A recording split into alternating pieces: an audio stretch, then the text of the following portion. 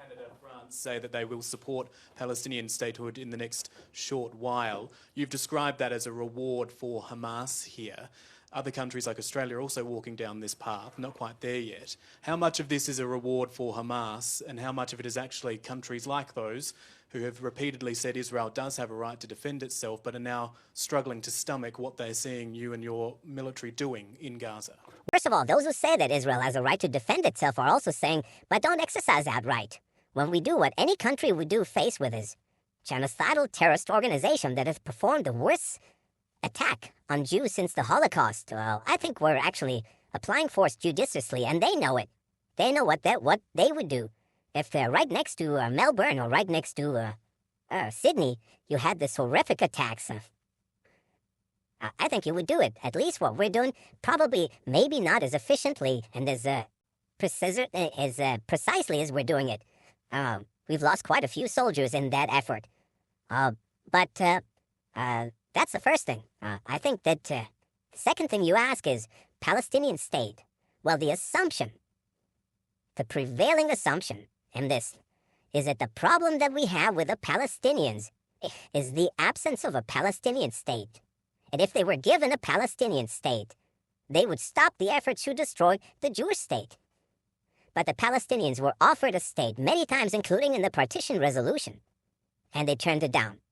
They were offered statehood by my predecessors with lavish consist. They turned it down because the Palestinians are not about creating a state. They're about destroying a state.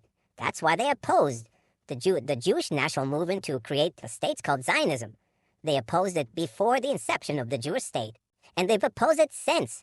They've opposed it when they had the Judea and Samaria, the West Bank, and Gaza in their hold. They didn't say, let's create a state there. They didn't say that.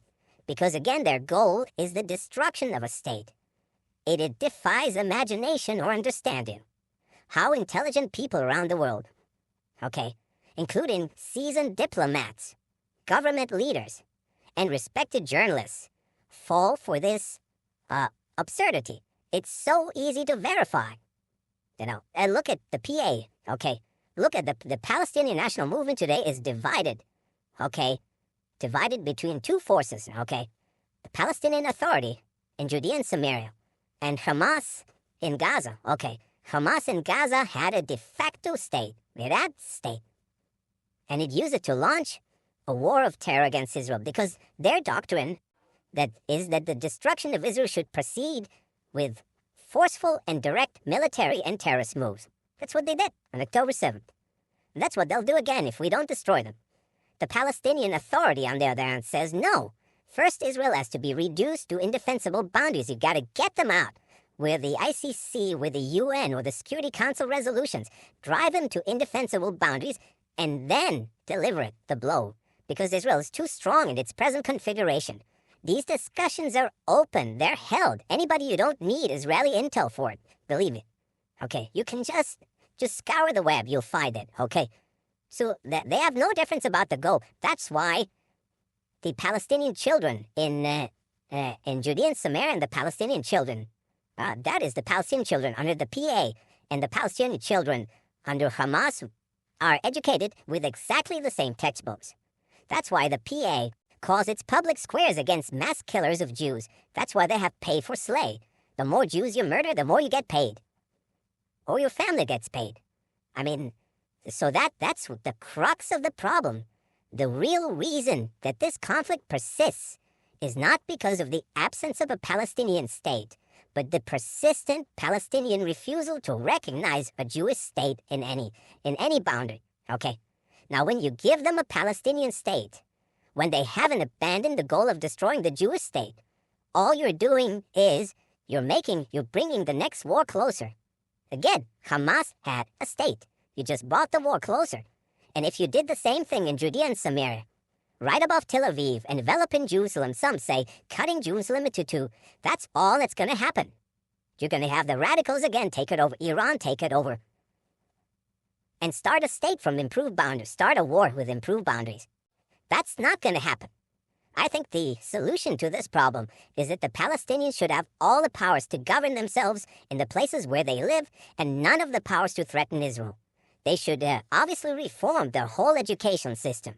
They should reform their whole historical outlook and say, all right, we accept that Israel is here to stay, not as a fact, as a physical or geographic fact, but as a fact of historical equity.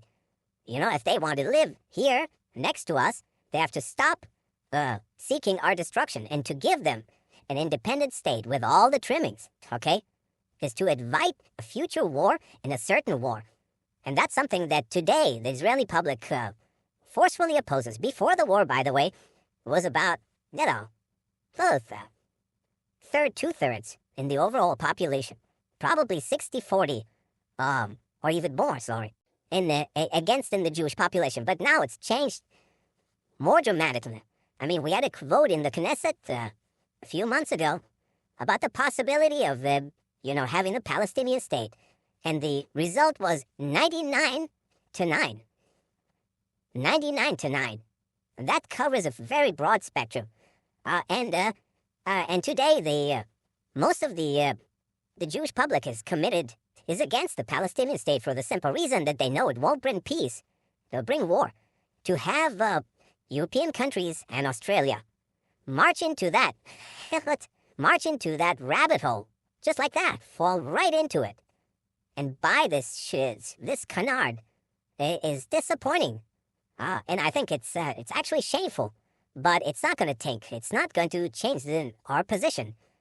Again, we will not commit national suicide to get a good op-ed for 2 minutes. They won't do that. Thank you very much.